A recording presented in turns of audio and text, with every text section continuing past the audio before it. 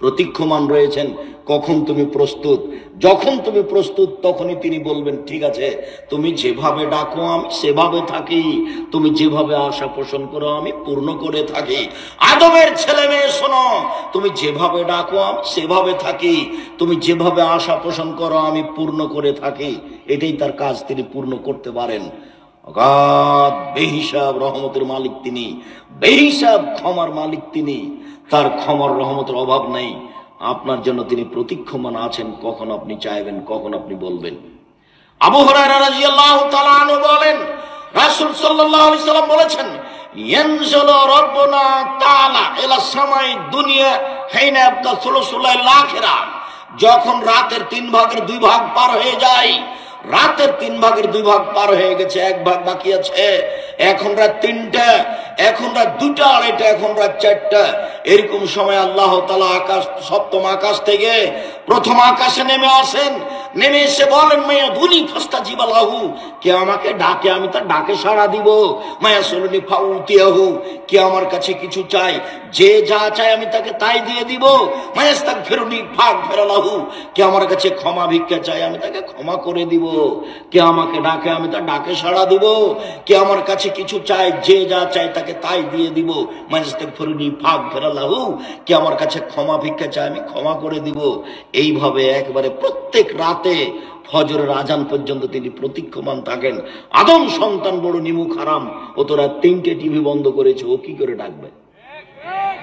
আদম সন্তান বড় নিমুখ হারাম, ও তো 12টা 1টাই দোকানে আড্ডা পিটে এসেছে, ও কি করে রাত 3টা 4টায় উঠবে? ও তো উঠতে পারবে না, ও তো সকাল 7টা 8টার দিকে উঠবে। তখন ওর কানে আর মুখে শয়তান পেশাব করে দিয়েছে। তখন দেখবেন সকালে উঠে মুখখানটা ভ্যাংচা ভ্যাংচা আছে, কেমন কেমন লাগছে। একটা আপনার ওই পেস্ট নিয়ে, পাউডার নিয়ে, ব্রাশ নিয়ে ঘুরে বেড়াচ্ছে, আর মুখখান দেখেন কিভাবে শয়তানে পেশাব করে রেখেছে, কিভাবে তার কানে পেশাব করে রেখেছে। এ কথা আমি বলিনি, এ কথা মুহাম্মদ সাল্লাল্লাহু আলাইহি ওয়াসাল্লাম বলেছেন। পেশাব করে দেয় শয়তান, এ কথা আল্লাহ নবী বলেছেন, হাদিস বুখারী মুসলিম। খুব ফুর্তিতে থাকতে হবে, উদ্যমশীল হতে হবে, শরীরে কোনো সময় অলসতা আনতে হবে না। অলসতা আসলে রুচি কমে যাবে, অলসতা আসলে বিদ্যা কমে যাবে, অলসতা আসলে ইবাদত কমে যাবে। যার কারণে আল্লাহ রাসূল দিন রাত অলসতা থেকে বাঁচতে চাইতেন। আল্লাহুম্মা আউযু বিকা মিনাল কাসালে, হে আল্লাহ তোমার কাছে আমি অলসতা থেকে বাঁচতে চাই। আল্লাহ তুমি আমাকে অলসতা থেকে বাঁচাও, আল্লাহ তুমি আমাকে অলসতা থেকে রক্ষা করো। সকালে সকালে উঠে না যায়, সেই তো অলস। আজান শুনে মসজিদে যায় না যে, সেই তো অলস। বেহিসাব হাত পা ছেড়ে ঘুমায় যে, সেই তো অলস। দিন ধর্মের কথার প্রতি আগ্রহী হয় না যে, সেই তো অলস। কাজে যায় না যে, সেই তো অলস।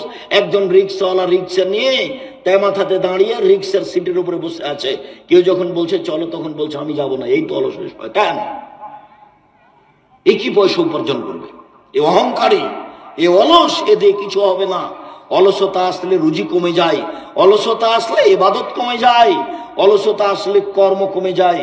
সবসময় উদ্যমশীল হতে হবে, সবসময় ফুর্তি থাকতে হবে, সব সময় প্রস্তুত, তার নাম যুবক।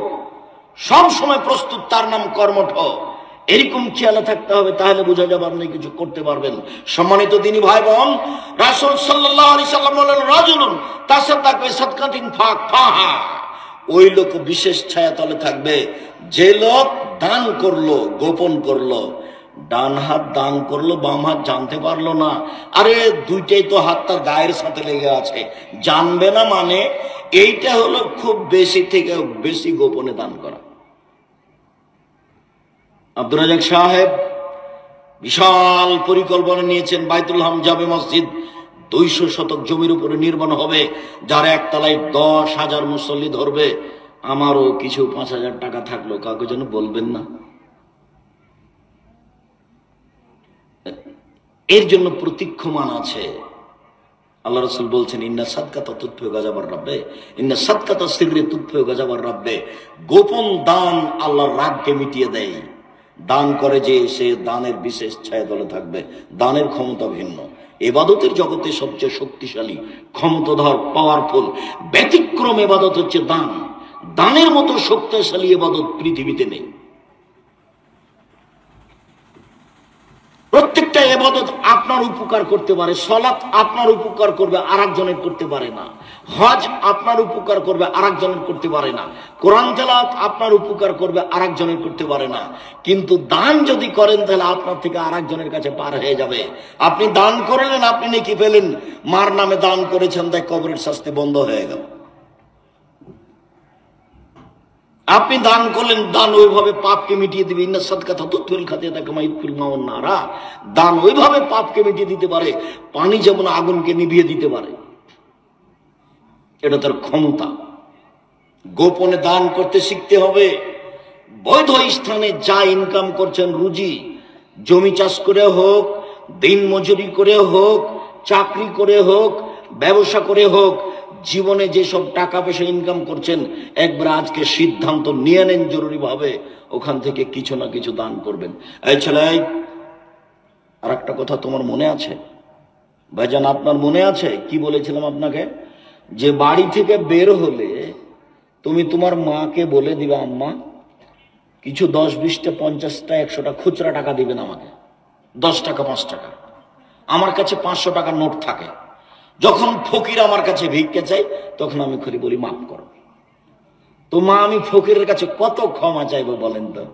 আমি তো 500 টাকা দিতেও পারি না। তা আপনি একটা কাজ করবেন আম্মা, কিছু 10 টাকা, 20 টাকা, 50 টাকা পকেটে উঠবেন, জরুরি। এই ছেলে, ভুলবা না, তুমি, তোমাকেই বলছি, তুমি তোমার মাকে বলে দিবে আজকে জরুরি ভাবে।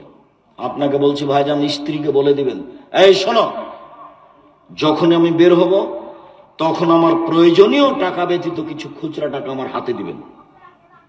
কিছু খুচরা টাকা আমার হাতে দিও। ফকির আসলে আমি 500 টাকা নোট বের করে দিব না 10টা টাকা দিব? 10 টাকা দিব। এমনিতে বের হয়ে যাবেন না। এই ছেলে, তোমাকে বলছি, তোমার মনে থাকবে না? অবশ্যই মনে থাকবে, ইনশাল্লাহ মনে থাকবে। আজ থেকে যেন তোমার মা কোনো দিন তোমাকে খুচরা টাকা ছাড়া বাড়ি থেকে বের হতে না দেয়। আমি নিজে যখন বের হতাম, আমার মা নিরক্ষর আমাকে বলতেন, বেটা ছেলেকে টাকা ছাড়া বের হতে হয় না। এই কথা আমার মা আমাকে বলতেন। কি যে বুঝতেন আমার মা। বেটা ছেলে ভাষাটা বুঝেন? এটা তো চাঁপাই নবাবগঞ্জের ভাষা। তা আমার মা বলতেন যে বেটা ছেলেকে টাকা ছাড়া বের হতে হয় না। তো আপনার স্ত্রী, এই ছেলে, তোমার মা যতক্ষণ পর্যন্ত তোমার সহযোগিতা না করবে ততক্ষণ পর্যন্ত আপনি ঠিক পথে আসতে পারবেন না। আর আপনাকে বলছি, আপনার স্ত্রী যেন আর 150 চাউল রান্না না করে, অন্তত ½ কেজি। আপনার মা যেভাবে রান্না করতো, 12 জন 16 জন মানুষের ভাত রান্না করত, মানুষে খেত, ফকিরে খেত, কিষান কামলা খেত, মুসাফিরে খেত, তারপরে আছে তখন গরুতে খেত। ওইভাবে ভাত রান্না করতে হবে। ফকিরে খাবে, মুসাফিরে খাবে, আত্মীয় স্বজন খাবে, বাকিটা গরুতে খাবে। এইভাবে ভাত রান্না করতে হবে। আর এখন তো স্ত্রী আর তুমি মাত্র 2টা, একটা ছেলে, 150 চাউল রান্না করেছো। মেহমান এসেছে, তখন তোমার স্ত্রী বলছে যে মেহমানকে ভাত খাওয়ালে তো ভাত শেষ হয়ে যাবে, কি করবে? চানাচুর বিস্কুট দিয়ে বিদায় করে দাও। জরুরি ভাবে আপনার স্ত্রীকে আপনার মায়ের স্বভাবে ফিরে যেতে হবে। মায়ের স্বভাবে ফিরে যেতে হবে, অন্যথায় বউ পরিবর্তন করতে হবে, তালাক দিতে হবে। তবে আমি তালাক দেওয়ার আদেশ করিনি, আমার পক্ষ থেকে পরামর্শ থাকছে। ওইরকমই হতে হবে যে স্বভাবের আপনার মা ছিলেন, ওই স্বভাবে আপনার স্ত্রীকে হতে হবে। প্রয়োজনে 5 বার রান্না করতে হবে। ফকির মিসকিনের ভাত এই বাড়িতে হতে হবে। জান্নাত পায়ের নিচে আছে, মায়ের পায়ের নিচে জান্নাত আছে। এইভাবে দান করতে পারলে জান্নাত আপনার পিছে পিছে ঘুরবে। রাসূল সাল্লাল্লাহু আলাইহি সাল্লাম বলেন, পৃথিবীর মানুষ শুনে রেখো, ইন্না ফিল জান্নাতে গোরাফ ইউরা যাহিরুহা মিন বাতিনিহা বাতিনুহা মিন যাহিরিহা। জান্নাতে কতগুলি উন্নত মানের পদার্থ দিয়ে জান্নাত তৈরি করা আছে।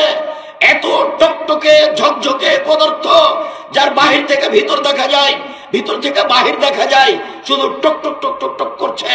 সাহাবীগণ বললেন, লেমান হাজিহি, আল্লাহর নবী, এত দামি ঘর কে পাবে? কার জন্য এত দামি ঘর জান্নাত? তখন আল্লাহ রাসূল বললেন, 1 নম্বর, লেমান আলানাল কালামা, যার মুখের ভাষা নরম।